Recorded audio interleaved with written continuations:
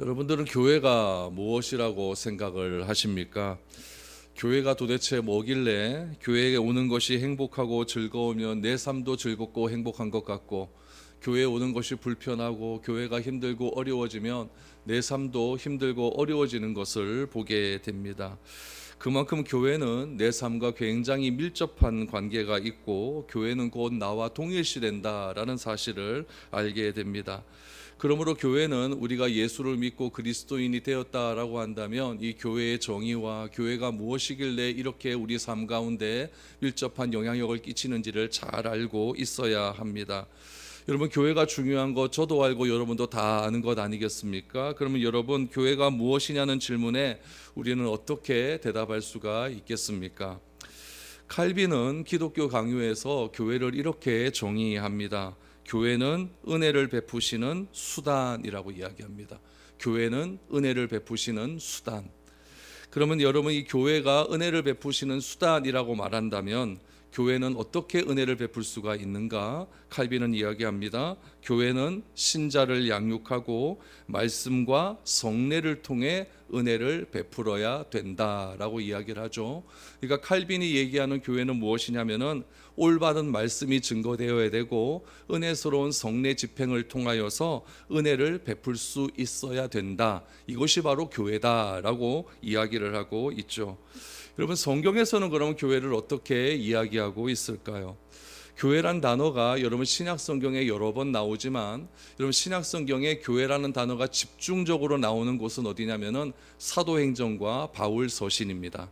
사도행전과 바울서신의 교회가 직접적으로 나오고, 여러분 복음서에서는 교회란 단어가 잘 나오질 않습니다. 왜냐하면 사도행전은 교회의 출발점입니다. 교회가 어떻게 시작되었고 교회가 어떻게 확장되어 갔는가를 설명하는 책이 사도행전이라고 한다면, 이런 바울서신은 무엇이냐면은 교회가 추구해야 될 가치가 무엇인가에 대해서 설명하는 책입니다.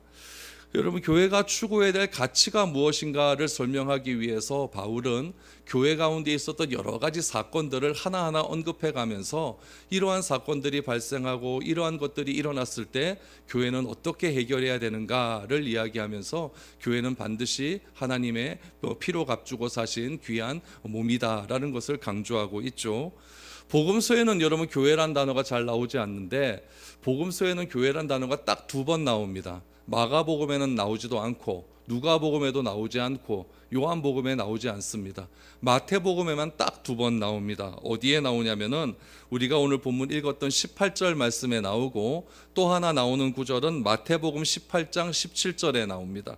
마태복음 18장 17절에 보면 만일 그들의 말도 듣지 않거든 교회의 말하고 교회의 말도 듣지 않거든 이방인과 세리와 같이 여기라 라고 하는 말을 통하여서 교회에서 어떤 잘못한 일이 발생한 일이 있을 경우에는 교회가 어떻게 처리해야 되는가를 마태복음에는 설명하고 있습니다.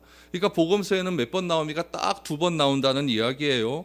그럼 왜 복음서에는 교회가 딱 2번 나오는가?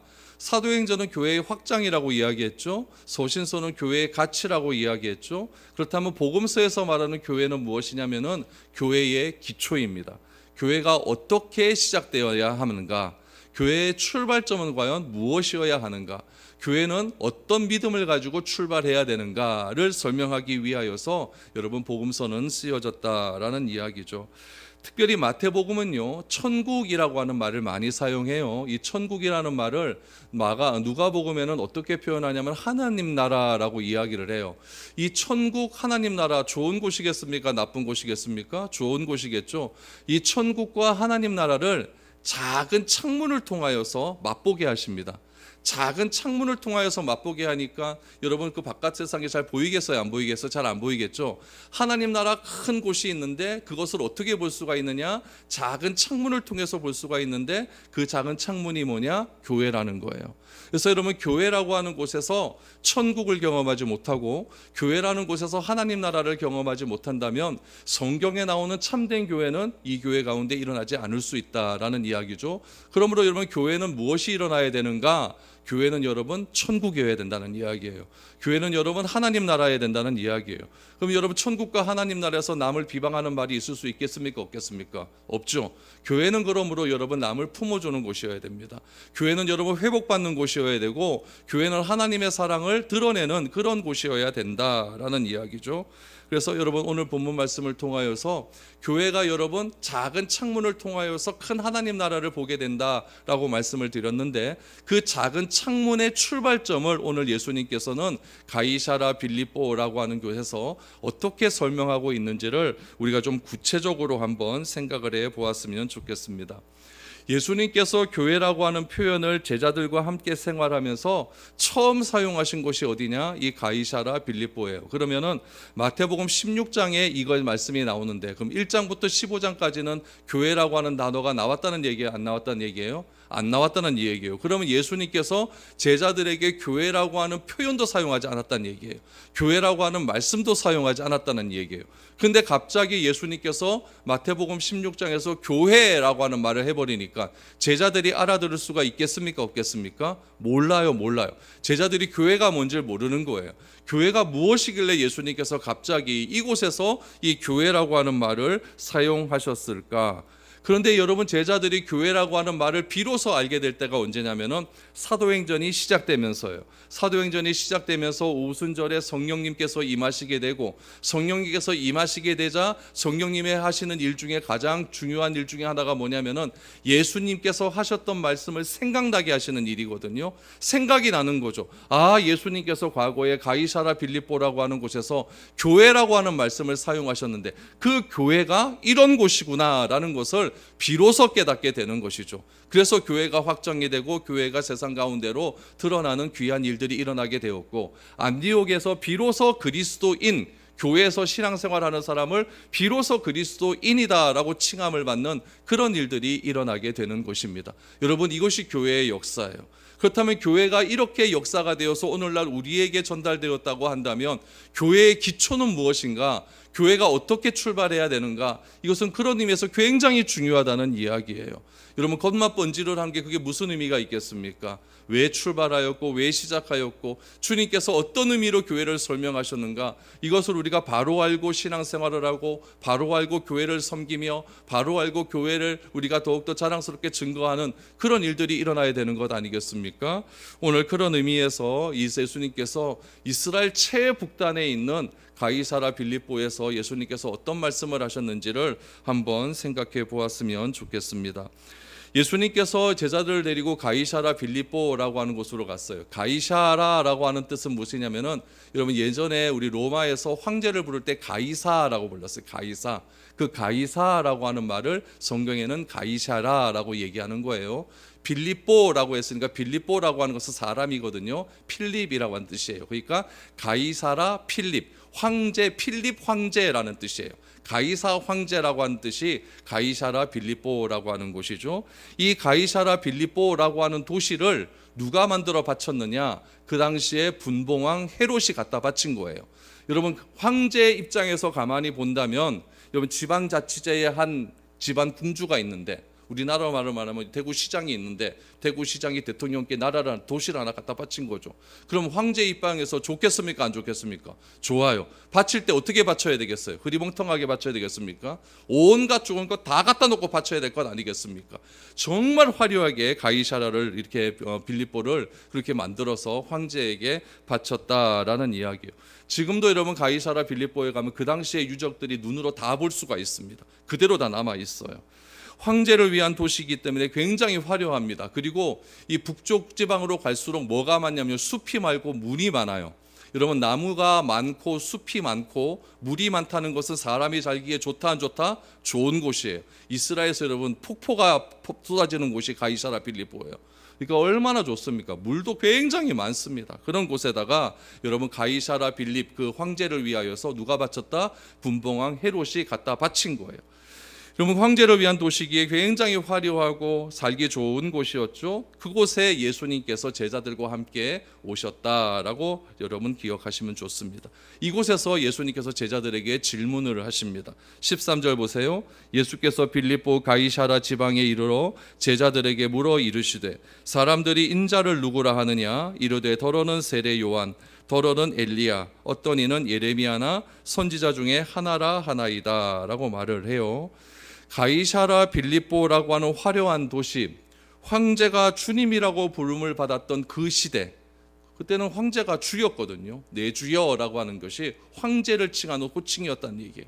황제가 주님이라고 부르는 그런 시대에 황제가 모든 인간의 역사를 주관한다라고 믿고 있던 그런 시대에 온 세상을 다스리며 황제의 시민, 다시 말하면 로마 제국의 시민이 되지 못하면 사람 취급도 받지 못하는 그런 시대 속에서 갈릴리 출신의 나사렛 예수를 사람들은 누구라고 말하느냐라고 하는 질문은 말도 되지 않는 질문입니다. 어디 비교할 걸 비교해야 되죠. 그렇죠?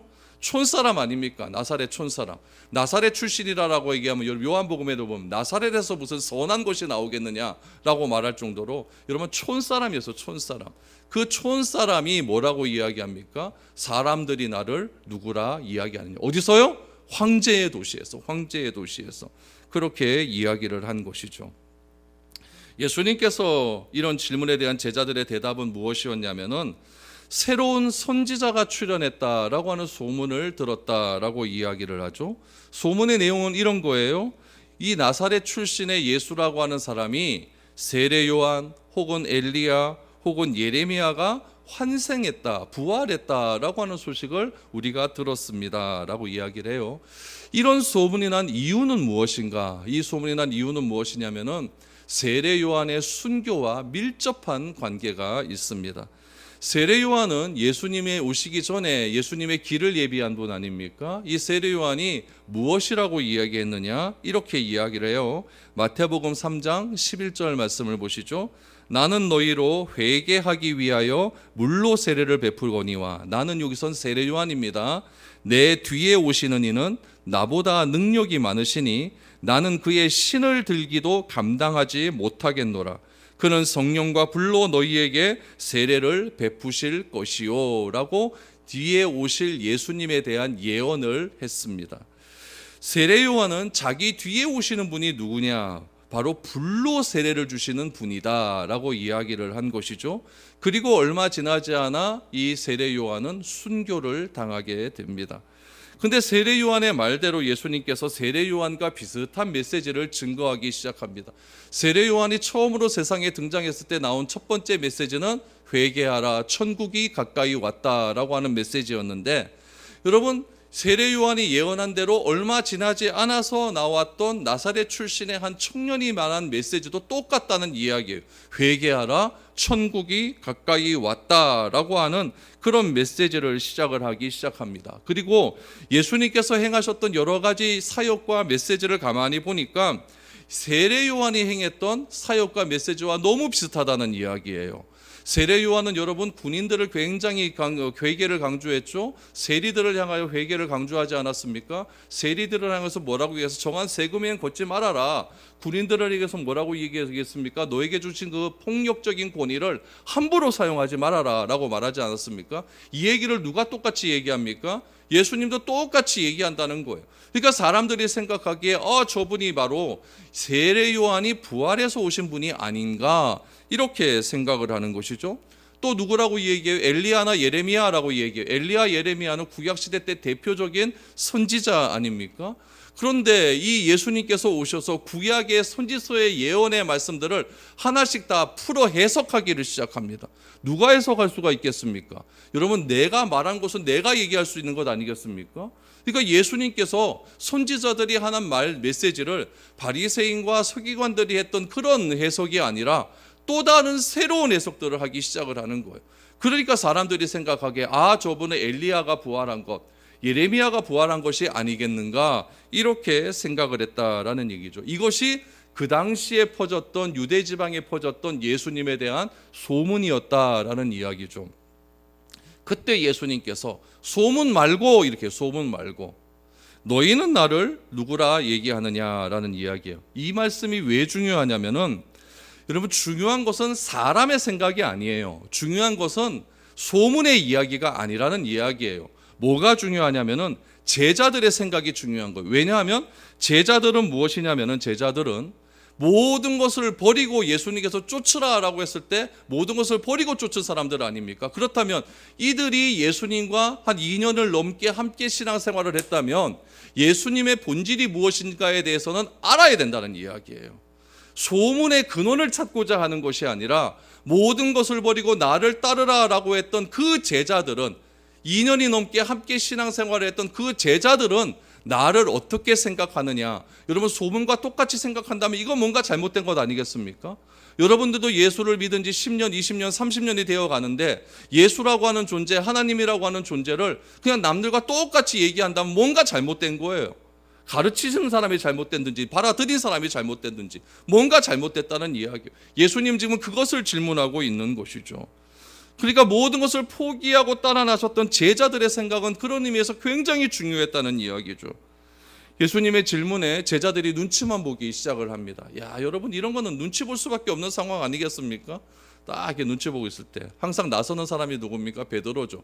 베드로가 이야기합니다. 16절 보니까 시몬 베드로가 대답하여 이르되 주는 그리스도시요 살아계신 하나님의 아들이시나이다.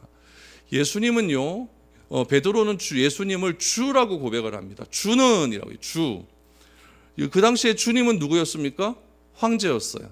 황제만 주라고 칭함을 받을 수 있었죠. 그런데 베드로는 뭐라고 이야기하느냐? 모든 사람은 황제를 주라고 칭함을 받았을 때 베드로는 예수님이 주님이십니다 라고 이야기를 하는 거예요. 거기에 한 가지 고백을 더 합니다. 예수는 주님이신데 주님이시기 때문에 뭐라고 이야기하냐면은 그리스도십니다 라고 이야기를 해요. 그리스도라고 하는 말은 헬라어입니다. 이 헬라어를 히브리어로 뭐라고 이야기하냐면 메시아라고 이야기를 하는 거예요. 그러니까 그리스도나 메시아나 똑같은 의미예요.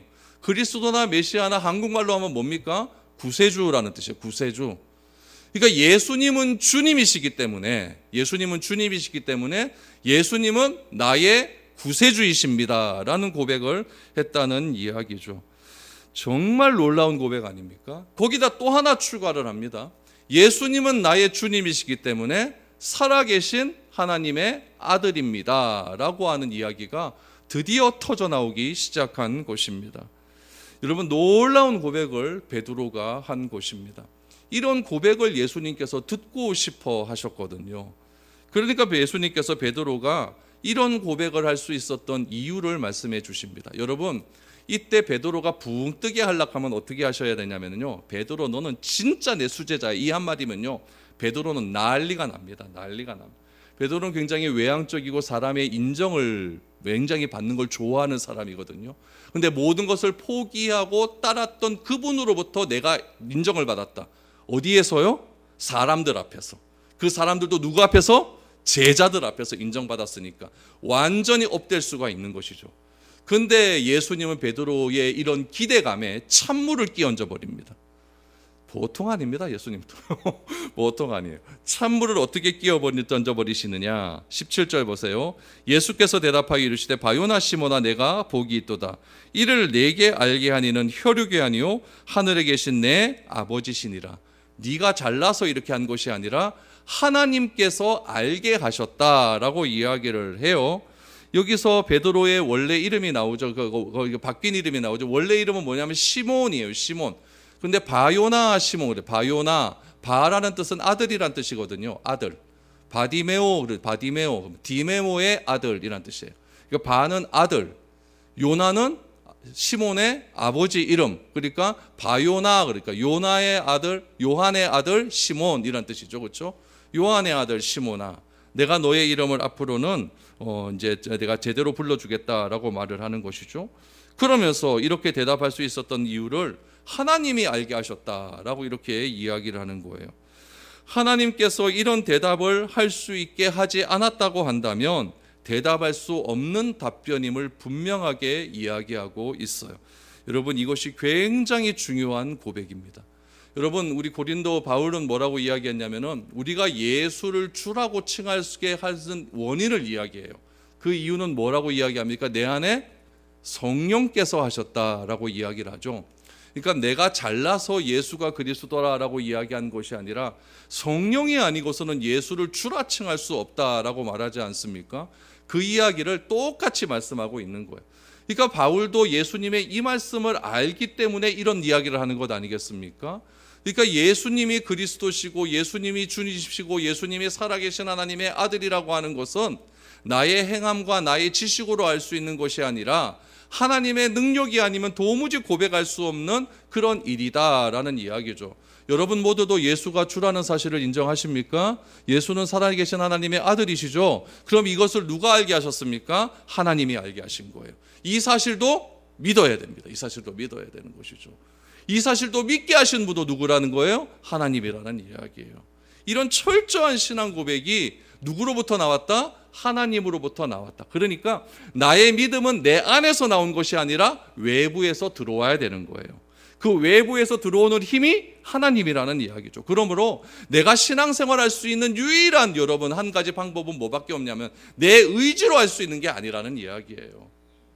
내 의지로 할 수 있는 것은 아무것도 없습니다. 신앙생활함에 있어서. 무엇이 있어야 된다? 외부로부터 들어오는 힘이 있어야 된다는 거죠. 그것이 바로 하나님이라는 이야기입니다. 그래서 예수님을 주라고 고백하며 그리스도라고 믿으며 살아계신 하나님의 아들이라고 말할 수가 있는 이유는 모태신앙? 아닙니다. 내가 교회 오래 다녔기 때문에 이것도 아닙니다. 바로 하나님께서 이런 고백을 할 수 있도록 은혜를 베풀어 주셨다. 이 사실이 우리 가운데 꼭 들어가야만 내가 하나님 앞에 딱 섰을 때 하나님 땡큐 이 말이 나오는 거예요. 내 힘으로 했다면 하나님 감사합니까? 내가 잘나서 내가 하나님을 고백했는데. 그러니까 내가 하나님 앞에 섰을 때 하나님께 감사할 수 있는 이유는 나 같은 사람에게 하나님이 함께 하시고 선택하여 주시어서 내가 예수님을 주라고 고백할 수 있었다. 이 사실에 감격할 수가 있는 겁니다. 이 사실에 감사할 수 있기를 바랍니다. 이 사실을 언제 하나님께서 딱 결정해 놓으셨다고요?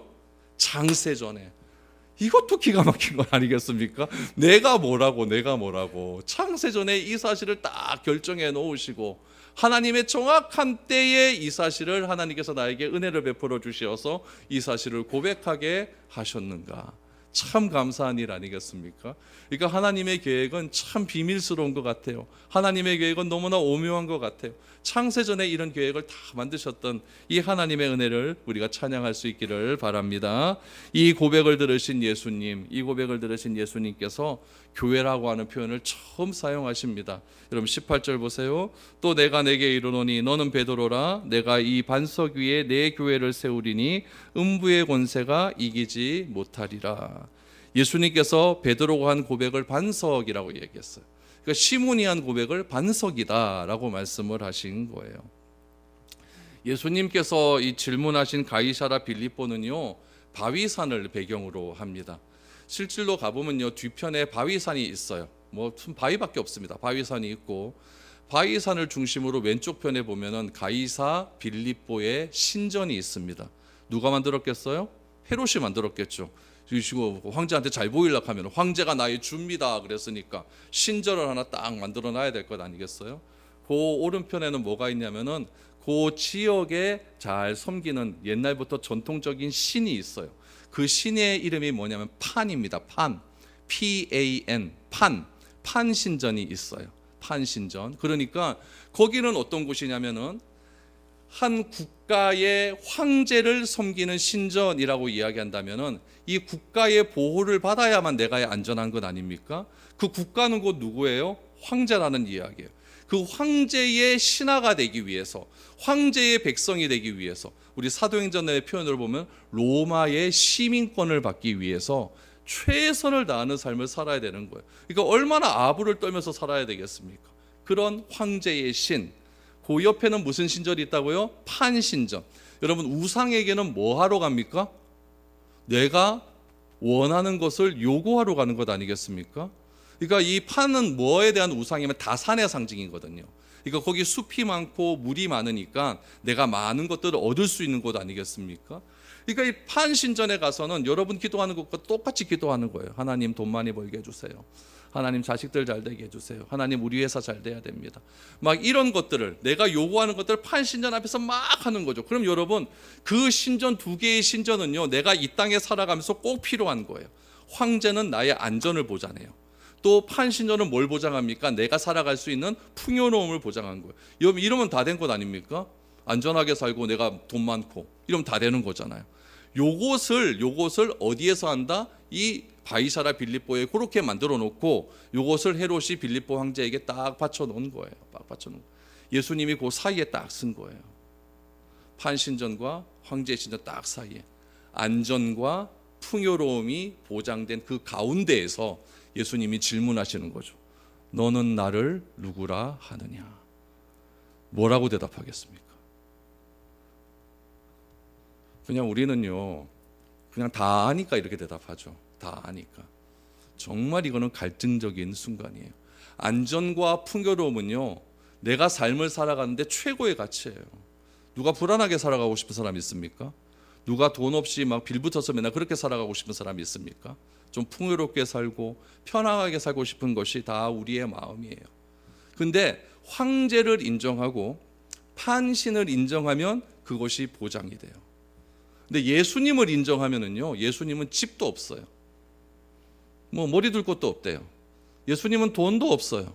오병이어의 기적 행할 때 5천 명 어디서 먹입니까? 그랬더니 지금 길거리 나가고 뭐 좀 이게 얻어갖고 온대요. 그런 분 예수님을 따라다니면은 안전도 보장 안 될 것 같고 풍요로움도 없을 것 같아요. 뭘 선택할 수 있겠습니까? 거기서 베드로가 주님을 선택한 거예요. 정말 놀라운 일입니다. 그러니까 베드로 예수님께서 내가 내게 이르노니 너는 이제 시몬이 아니야 베드로야 라고 이야기합니다. 베드로를 여러분 페트라라고 이야기하거든요. 페트라. 요르단 가면 페트라라고 아주 멋진 곳이 있어요. 우리가 꼭 세계 여행지 중에 가봐야 될 1번이 페트라라고 그러더라고요. 요르단 페트라. 거기가 에돔이 살았던 곳이거든요. 그러니까 에돔이 큰 바위 틈에다가 성을 만들어 놨어요. 그래서 에돔이 그 성 위에서 살았거든요. 바위 위에서. 그러니까 오바댜 같은 데 보면은 오바댜 선지자가 에돔을 향하여서 너는 교만하도다. 왜 교만하느냐? 너는 바위 틈에 살기 때문에 교만하다. 그러니까 바위 틈에 살면 아무도 못 쳐들어오잖아요. 그러니까 너는 교만한 백성이다. 그래서 내가 너희를 멸하겠다. 이렇게 말할 정도로 이 페트라라고 하는 것은 바위라는 뜻이에요. 반석 이런 뜻이죠. 그 반석의 이름을 누구에게 주겠다? 시몬 너에게 주겠다라고 말을 하면서 이 베드로의 고백 위에 무엇을 세우겠다? 교회라고 말하면 안 돼요. 어떻게 세워요? 뭘 세우겠다? 내 교회예요. 내 교회. 누구의 교회입니까? 주님의 교회를 세우겠다는 거예요. 주님의 교회. 철저한 믿음의 반석 위에. 그 믿음의 반석은 뭡니까? 주님은 그리스도십니다. 살아계신 하나님의 아들입니다. 요거를 그 시대의 환경으로 바꾸면 뭐예요? 안전과 풍요로움보단 나는 주님을 따르겠습니다. 이 고백이에요. 이 고백 위에 뭘 세운다? 내 교회를 세우겠다라고 말씀을 한 것입니다. 여러분 이것이 얼마나 대단한 겁니까? 바위산을 배경으로 밑은요 다 뭘로 깔려 있냐면요 하얀색 대리석으로 깔려 있어요. 이 대리석 비싼 거 알죠? 그 하얀색 대리석으로 쫙 깔려 있는 그곳에서 정말 으리으리한 그런 곳에서 너의 믿음의 고백 위에 내 교회를 세우겠다. 이 세상에 존재하는 모든 교회는 그렇게 세워져야 됩니다. 이 믿음 위에 세워져야 됩니다. 어떤 목적을 위해서 어떤 나의 유익을 위해서 세워진 교회는 잘못된 교회입니다. 비록 그런 교회가 있다 할지라도 바꾸시면 돼요.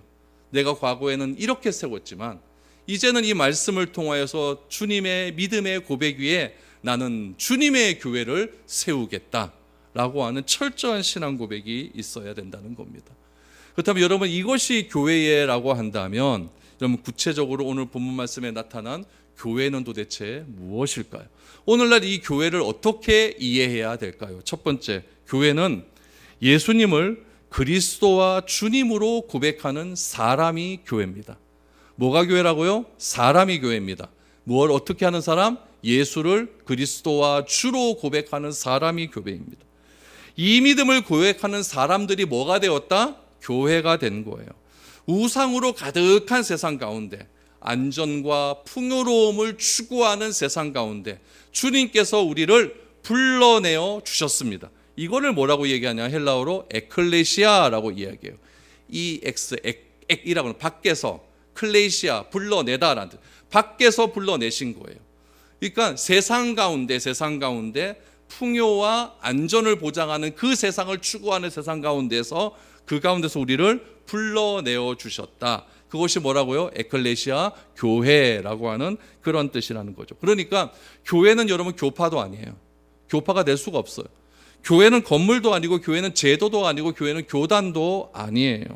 교회는 예수를 주라고 고백하며 예수님을 주인으로 고백하는 사람들이 뭐다? 교회다라는 거예요. 그럼 나는 교회입니까? 아닙니까? 여러분 모두 다 교회인 줄 믿으시기 바랍니다. 그것이 교회예요. 두 번째로 교회는 무엇인가? 교회는 성전입니다. 교회는 성전이에요. 요한복음 2장 19절에서 21절을 보시죠. 예수께서 대답하여 이르시되 너희가 이 성전을 헐라 내가 사흘 동안에 일으키리라. 유대인들이 이르되 이 성전은 46년 동안 지었거늘 내가 3일 동안에 일으키겠느냐 하더라. 그러나 예수는 성전된 자기 육체를 가리켜 말씀하신 것이라 라고 합니다. 예수님은 예루살렘의 성전을 무너뜨리라고 하셨어요. 그리고 며칠 만에 짓겠다? 3일 만에 짓겠다라고 말씀을 하셔요. 이것은 여러분 건물이 아닌 예수님 자신이 육체다, 예수님 자신이 교회다라는 것을 분명하게 언급하고 있는 것입니다. 예수님은 성전을 허물어뜨렸습니까? 안 허물어뜨렸습니까? 허물어뜨렸죠. 그렇죠? 허물어뜨렸어요. 예수님의 예언 이후에 여러분 AD 70년에 진짜 성전은 다 무너지고 맙니다. 그런데 우리가 사용하는 표현 중에 성전이라고 하는 말을 사용해요? 안 해요? 성전 건축하죠. 성전 건축. 그렇죠? 그거는 잘못된 표현이에요. 2000년 전에 예수님이 다 무너뜨렸어요. 다 무너뜨렸어요. 그러니까 여러분 그거는 성전 건축이 아니라 예배당 건축이에요. 예배를 드리는 집, 그 건축이에요. 그게 건축이지 성전 건축은 2000년 전에 무너졌는데 왜 자꾸 또 지으려고 그래요? 왜 자꾸 또 지으려고 그래요? 그럼 여러분 성전이 되기 위해서는 어떻게 됩니까? 내가 성전이라고 그랬잖아요. 예수님이 계신 곳이 성전, 예수님이 성전이라고 하셨는데 내가 성전이 되려면 어떻게 해야 되겠습니까? 과거의 성전에는요 지성소라는 곳이 있었어요. 지성소에 뭐가 있었냐면요 예수님의 이런 법궤가 있었거든요. 그 법궤 위에 뚜껑을 뭐라고 이야기하냐면 시온좌라고 해요. 시온좌에서 내가 너희를 만나겠다라고 말씀을 하신 거예요. 그러니까 예수님이 성전, 그 건물로서의 성전이 있었을 때는 그 안에 누가 계셨기 때문에 하나님이 계신 거예요. 어디에요? 지성소에 계셨다는 거죠. 그럼 내가 교회예요. 내가 교회인데 내가 성전이 되기 위해서 내 안에 누가 계셔야 됩니까? 하나님이 계셔야 되는 거예요. 근데 하나님 계십니까? 안 계십니까? 계시잖아요. 그러니까 여러분들이 예수를 그리스도라고 고백했다고 제가 초반에 가르쳐드리지 않았습니까? 예, 그래야 교회가 되는 거죠. 그러니까 내가 예수를 주라고 고백하고 내가 그리스도라고 고백할 수 있는 이유는 내 의지가 아니라 누구 때문에? 하나님 때문에 그렇다. 그걸 알게 하시는 이미 하나님이라고 한다면 그 하나님이 어디 계셔요? 내 안에 계시기 때문에 나는 뭐가 된다? 성전이 되는 거예요. 나는 성전이 되는 거예요. 그러니까 내가 성전이에요. 내가 성전이에요. 이 성전을 여러분 잘 관리하셔야 됩니다. 네, 성전이 자꾸 훼손되게 만들면 안 돼요. 자꾸 막 이렇게 탁 때리지 마시고 옆에 사람 다 성전 아닙니까? 성전 이렇게 뚫어 패면 되겠습니까? 성전을 향하여 막 욕하면 되겠습니까? 안 되잖아요. 왜요? 성전 안에 누가 계시기 때문에? 하나님이 계시기 때문에 그러는 거예요. 그래서 여러분 예수님께서 우리를 성전으로 만들어 주시기 위해서 누구를 보내주십니까? 성령님을 보내어 주셨어요. 요한복음 16장 7절을 보세요. 그러나 내가 너희에게 실상을 말하노니 내가 떠나가는 것이 너희에게 유익이라. 내가 떠나가지 아니하면 보혜사가 너희에게로 오시지 아니할 것이요 가면 내가 그를 너희에게로 보내리니 그가 와서 죄에 대해서 의에 대하여 심판에 대하여 세상을 책망하시리라. 예수님은 뭘 입고 이 땅에 오셨냐면 육신을 입고 이 땅에 오셨어요. 육신을 입고 이 땅에 오셨다라고 하는 것은 한계가 있다는 얘기예요. 시간의 한계가 있죠. 또 공간의 한계가 있죠. 그러니까 예수님을 우리가 만나려면 2000년 전으로 돌아가야 돼요. 근데 예수님께서 떠나가는 게 유익이다. 왜요? 떠나가면은 내가 너희에게 성령을 보내주시겠다. 성령은 영으로 오신 하나님입니다. 영은 여러분 시간과 공간에 제한이 없어요. 성령님께서 언제 오셨습니까? 2000년 전에 오순절에 오셨잖아요. 그 성령께서는 오늘 이 순간에도 함께 하시는 줄 믿습니다. 왜요? 그분은 영으로 오신 하나님이기 때문에 시간과 공간을 초월해서 우리와 함께 하신다는 거예요. 그 성령님께서 어디에 계셔요? 내 안에 계셔요. 내 안에 계셔요. 그러므로 나는 뭐다? 나는 성령이 될 수가 있는 거예요. 고린도전서 6장 19절을 보십시오. 너희 몸은 너희가 하나님께로부터 받은 바 너희 가운데 계신 성령의 전인 줄을 알지 못하느냐. 너희는 너희 자신의 것이 아니라 라고 말씀을 하셨습니다. 그러므로 교회가 지향해야 될 정체성은 뭐냐? 첫 번째, 우리 몸은 내 몸이 아니라고 했어요. 그러니까 우리는 자기 주도권이 없는 교회가 되어야 돼요. 낸대하는 게 없어야 된다는 얘기예요. 좀 쉬운 말로 하면은 기득권이 없어야 된다는 거예요. 교회는요, 딱 3명만 모이면 기득권 생깁니다. 어딘 모임이든 다 그래요. 친구 모임도 가보십시오. 딱 3명만 생기면 교회 기득권 나오지 않습니까? 누가 기득권이에요? 오늘 딱 모였다. 돈 내는 사람이 기득권자죠. 그렇죠? 그 직원들도 기가 막히게 알아요. 돈 내는 사람 누구지? 딱 보면 그 사람한테 쫙 가서 붙지 않습니까? 그러니까 여러분, 사람은 항상 모이는 곳에 뭐가 있다? 기득권이 있는 거예요. 그러나 이 교회라고 하는 모임에는 뭐가 없어야 된다? 기득권, 자기 주도권이 없어야 된다. 왜요? 성전은 내 것이 아니기 때문에 그래요. 우리 고린도전서 6장 19절 다시 한번 보여주세요. 다시 보시면은 너희는 너희 자신의 것이 아니니라 라고 했죠. 너희는 너희 자신의 것이 아니니라. 누구의 거예요? 하나님 것 아닙니까?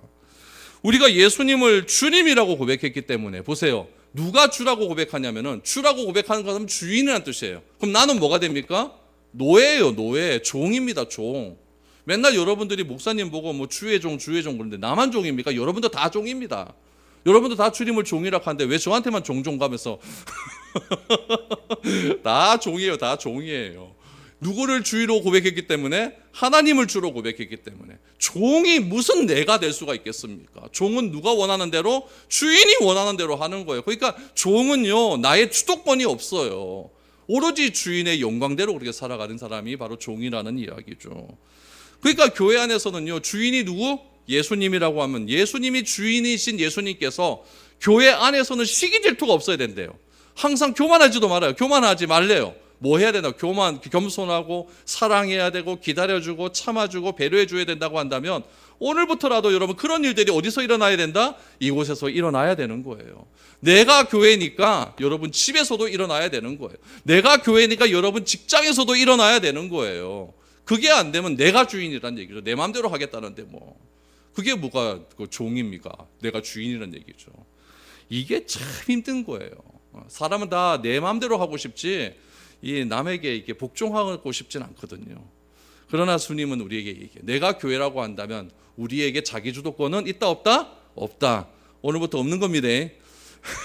얘기했습니다. 얘기했어요. 두 번째로 교회의 정체성은 뭐냐? 하나님 나라를 세상에 드러내야 되는 공동체다. 하나님 나라를 세상에 드러내야 된다. 우리 베드로전서 2장 9절에 보니까 여러분 잘 아는 거예요. 너희는 택하신 족속이요 왕 같은 제사장들이요 거룩한 나라요 그의 소유가 된 백성이니 이는 너희를 어두운 데서 불러내어 그의 기이한 빛에 들어가게 하신 이의 아름다운 덕을 선포하게 하려 하심이라. 옛날에는 선포를 선전하게 하심이라. CF 찍어라 이 얘기예요. 그러니까 주님의 아름다운 덕을 CF 찍는데 내가 CF 모델이 되는 거예요. CF 모델 여러분 건성으로 하는 줄 아십니까? 아, 걔네들 빡시게 해요. 요번에 뭐 지난주에 그 백상 예술대상 하는 연예인들 보셨습니까? 걔들 그 드레스 하나 입으려고요. 한 달을 굶습니다. 그러면 CF 모델 되잖아요. CF 모델 돼가고 통장에 딱 찍히면요. 살을 10kg씩 뺍니다. 왜 그래요? 이쁘게 나와서 그 선전하려고. 우리도 그래야 될 것 아닙니까? 우리도 하나님의 모델, 하나님의 CF 모델이 된다 그러면은 흐리멍텅하게 다니는 것이 아니라 정말 아름다운 몸을 가지고 아름다운 표정과 아름다운 언어의 아름다운 생활 습관을 가지고 그렇게 달려나가야 될 것 아니겠습니까? 한날 보니까 여러분 커피 CF 모델이 하나 있는데 다른 회사 CF 모델을 딱 그 CF 다른 회사 커피를 주니까 그건 안 먹어요. 먹으면 안 된대요. 계약 위반이래요. 그러니까 여러분들 우리가 판신을 섬기면 되겠습니까? 계약 위반입니다. 우리는 하나님을 CF 모델인데 자꾸 다른 곳에 CF 모델을 하려고 하면 되겠습니까? 안 되겠습니까? 안 되는 거죠. 그러니까 우리는 하나님 나라를 세상에 선전하는 그런 교회가 되어야 된다라는 것을 이야기하고 있죠. 세 번째는 어떤 정체성을 가져야 되느냐? 교회는 음부의 권세가 이길 수 없는 공동체입니다. 여러분 18절 19절 보세요. 또 내가 내게 이르노니 너는 베드로라. 내가 이 반석 위에 내 교회를 세우리니 음부의 권세가 이기지 못하리라. 내가 천국 열쇠를 내게 주리니 내가 땅에서 무엇이든지 매면 하늘에서도 매일 것이요 내가 땅에서 무엇이든지 풀면 하늘에서도 풀리리라 하시고 라고 했어요. 사망의 권세가 교회의 권세를 흔들 수 없다는 이야기예요. 교회는요 여러분 죽음에서 자유로운 곳입니다. 우리는 딱 생명이 끝난다 그러면 영생을 보장받은 존재 아닙니까? 그렇기 때문에 이 세상 어떤 권력도 흔들 수가 없습니다. 여러분 왜 이 세상 어떤 권력도 흔들 수가 없냐면 우리의 믿음의 고백이 전통에서 나온 것이 아니라 철저히 하나님으로부터 나왔기 때문에 그래요. 근데 로마 카톨릭은 어떻게 하느냐? 로마 카톨릭 교황처럼 지들끼리 나라를 만들어 버리잖아요. 나라를 만들고 그 나라 속에서 자기의 강력한 권력을 행사하고 있는 것 아니겠습니까? 이런 역사가 아직까지도 진행되고 있어요. ING입니다. 아직까지도. 중세의 모든 교회는요 국가 권력과 손을 잡고요 그렇게 교황은 나라의 황제를 억압하려고 하고 황제는 교황을 억압하려고 하는 이 싸움이 수천 년간 지속되고 있었다는 이야기예요. 여러분 매일 박해받고 흔들리고 고난받고 어려움을 받기 때문에 이런 모습으로 존재하는 게 교회의 참된 모습인가 라고 반박할 수가 있겠지만 뭐 돈도 없고 뭐 사람도 없고 뭐 건물도 없고 뭐 이렇게 살아가 뭐야 이게 무슨 교회냐라고 반박할 수 있겠지만 주님께서 내 교회라고 하신 말씀을 믿는다면 어떤 권세? 음부의 권세는 절대 이 교회를 침범하지 못할 줄 믿습니다. 그 권세가 무엇이겠습니까? 여러분 우리 인생에 있어서 죽음이라고 하는 게 있어요. 그 죽음을 향해 달려가는 게 있으면 뭡니까? 병이에요. 병. 어떤 병에 걸리면 우리 죽음을 향해 달려가는 것 아니겠습니까? 이걸 죽음에 이르는 병이라고 하는데 교회도 똑같은 거예요. 교회도 교회를 망하게 하는 병이 있다는 이야기예요. 이게 내 교회가 아니라 주님의 교회인데 주님의 교회를 망하게 하는 이유가 있다는 이야기예요. 그것이 무엇이냐? 묶는 겁니다. 서로 간에 풀지 않고 묶는 거예요. 그래서 예수님께서는 네가 땅에서도 풀면 하늘에서도 푼다. 땅에서도 매이면 하늘에서도 매일 것이다. 그것을 풀기 위해서 뭘 주셨다? 천국 열쇠를 주셨다라고 이야기를 해요. 그 천국 열쇠가 무엇이겠습니까? 내 교회예요, 내 교회. 이 교회는 내 게 아니라 누구 거? 주님의 거다. 주님의 거다. 주님의 거라는 사실을 믿고 그 주님의 교회를 위해서 내가 어떻게 해야 되겠는가를 우리가 열심히 고민하며 기도하며 나가야 된다라는 것을 우리에게 말씀해 주시고 있는 것이죠. 우리는요 각자가 자기의 욕망을 추구하며 살아가기 때문에 우리가 살아가는 세상의 모습은 뭐냐? 타인을 다 적대시하고 경쟁하며 살아가고 있습니다. 우리가 살아가는 시대는요 무한 경쟁이라고 하는 이것을 가지고 시스템으로 딱 묶어놔 버렸어요. 그러나 주님께서는요 이런 시스템과는 경쟁 시스템과는 반대로 가라고 이야기를 합니다. 반대로요. 그래서 반대로 가려고 하는 그런 사람들을 향하여서 어떻게 말씀하셨냐면은 나를 따르라라고 말씀을 하셨어요. 그리고 나를 따르는 사람들에게 뭐라고 말씀하셨냐면은 너희는 나를 누구라고 하느냐라고 묻는 거예요. 또다시 묻는 거죠. 경쟁 시스템 속에서 안전과 풍요로움을 사용하는 이 경쟁 시스템 속에서 너희는 나를 누구라고 하느냐? 그때 우리는 뭐라고 대답해야 되겠습니까? 주님이 나의 주님이십니다. 당신이 나의 그리스도십니다. 당신은 하나님의 아들입니다. 이런 고백이 우리 가운데 영원토록 내 목숨 다하는 그날까지 나올 수 있게 되기를 축복합니다. 이것이 교회의 기초입니다. 이 기초를 가지시고 하나님께서 우리를 불러 모아 주셨사오니 하나님의 영적인 가족으로서 아름답고 풍요롭게 살아갈 수 있는 저와 여러분들의 삶이 될 수 있기를 축복드립니다.